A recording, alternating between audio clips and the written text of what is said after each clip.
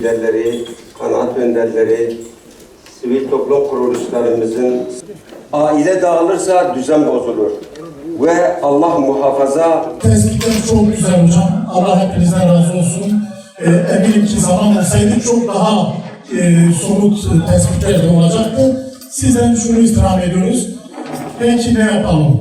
Genel anlamda bir şeyler söyledi ama ben gerek yazılı gerek dijital basın noktasında önerileriniz varsa hem Halil hocamın hem Abdullah hocamın mesela birer ikişer tane somut yayın veya kitap veya dergi gibi veya ne varsa o konuda aile ve gençlikle ilgili önerileriniz varsa kısaca onları da almak istiyoruz. Tekrar teşekkür ediyorum. Allah razı olsun. Yani gerçekten şimdi hocaların bu programların ayda ve yılda bir kere de bunu sık sık yapmamız gerekiyor. Çünkü bir aile, ondan sonra çocuklarımızın geleceği için, ondan sonra genel olarak sorunları birlikte işaret edip sorunların çözüm noktasında birlikte olmamız güzel bir şey. Ama bunu başkayla çekmen bir anlamı yok. Burada tartışma şeyimizin gereği yok. Çünkü biz bir aileyiz, dostuz, arkadaşız. Niyetimiz, derdimiz, sıkıntımız burada çözüm noktasında işaret toplantılar yapmasıdır. Şimdi Hikmet hocamız, başkanımız burada TEDAŞ'ın sorunları iletti. Çünkü ben de Ziraat Oda Başkanı olduğum için, benim aklımdan geldiği için özellikle de ona sormasam. Burada TEDAŞ'ın gerçekten yani bize, çiftçilerimize, millete çıkarttığı sorunlar gerçekten büyük bir sorun. Çünkü çiftçilerimiz neredeyse üretim şeysel toplanmanın aşamasına gelmiştir. Burada onun dışında devletimiz de son zamanlarda Hikmet Başkanımızla değinmeden ben de bunu söylemek istiyorum. Son zamanlarda SGK borçlarıyla ilgili çiftçilerde kredi özelinde bir sıkıntı çıkarttılar hocam.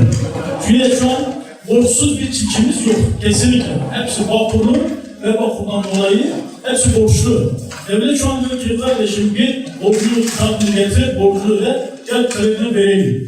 Bir çiftçimiz gidip 300.000 TL bir kredi çekeceği zaman milyon bakıyor yanın başında 400.000, 500.000, 1 milyon bir borcu çıkıyor. Çiftçimiz kredi mi çekse borcu mu ödesin? Yani dolayısıyla bunu demek istiyorum. Hocam şu an çiftçilerimiz gerçekten çok zor durumda. Bir an önce buna bir çözüm noktası devletimizin getirmesi gerekiyor. Dün arada bakan beyiniz burada bilgimiz yoktu. Bakanımız eğer bilgimiz olsaydı bize bilgilenmiş olsalar Ziraat Oda Başkanı olarak gelip bu sorunu kendilerine iletmemiz gerekiyordu. Önce aile, hocam aileden bahsettiniz. Yani gerçekten yuva ortasında evleniyorlar, sonradan bu boşanıyor desin. İlgi bir ailede temel eğitim ve temel unsur nedir hocam? Bir evde, ailede saygı, sevgi olduğu müddetçe emin olun ki o aile hiçbir şey olmaz. İlk önce çocuklar değil de eşler birbirine saygı gösterecek. Ondan sonra çocuklarına örnek olacaklar. Bunu söylediğiniz için hocam size çok teşekkür ediyorum. Dediğimiz gibi hocam gerçekten uyuşturucu bağımlılık konusunda da her şey aileden kaynaklanıyor. Eğer aile dediğiniz gibi çocuklarına sahip çıkarsa emin olun ki çocuklarınız eğitim konusunda ahlaki ve din eğitim konusu çok önemlidir. Öncelikle buna özen göstermemiz gerekiyor. Beni dinlediğiniz için hepinize teşekkür ediyorum. Sağ olun. Sayın hocama ben soracağım. Tabii bugünkü toplantı hem maddi hem manevi sorunları almış bir arada. Maddi sorunları çözebiliriz bir şekilde. TEDAŞ tabii ki sorun. Yani ben bir sürü programda dinledim. Muhtemelen zaten çözülmeyecek sorunlardan biri. Ama manevi sorunlara en azından bir katkı sunabilmek adına çok değerli bir toplantı olduğunu düşünüyorum ve bu organizasyonu sağlayan değerli arkadaşlara da çok teşekkür ediyorum. Şimdi hocam tabii ki uyuşturucunun günümüzün, bu çağın en büyük problemlerinden biri.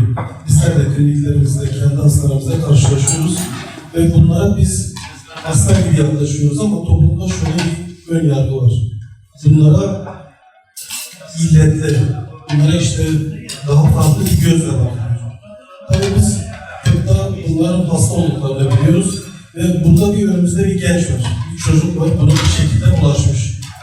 Sizin kliniğinizde buradaki sorun sizce bu gençte mi yoksa ailede mi? Daha önce yaptığınız tespitlerde. Bir son sorun da olacak. Günde ben 5 saat, 6 saat, 7 saat sosyal medyada zaman geçiriyorsam eğer ben sosyal medya bağımlısıyım. Şöyle bir